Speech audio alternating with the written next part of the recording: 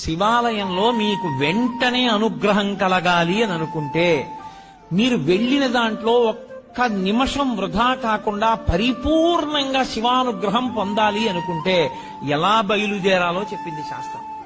త్రిపుండ్రములను ధరించి బొట్టు పెట్టుకుని పంచె కట్టుకుని ఉత్తరీయాన్ని తీసి నడుముకి బిగించుకుని మీద ఉత్తరీయం వేసుకోకుండా శివాలయం బయటే చెప్పులు విడిచిపెట్టి కాళ్లు కడుక్కుని కుడికాలు ముందు పెట్టి లోపలికి వెళ్లి మొట్టమొదట రాజగోపురాన్ని చూసి తర్వాత శివాలయ గోపురాన్ని చూసి అప్పుడు మీరు శివాలయం దగ్గరికి వెళ్లి నంది దగ్గర మాత్రమే మీరు ప్రదక్షిణాన్ని ప్రారంభం చేయవలసి ఉంటుంది.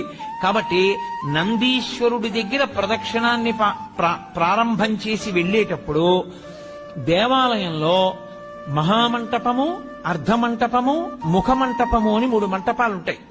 ఈ 3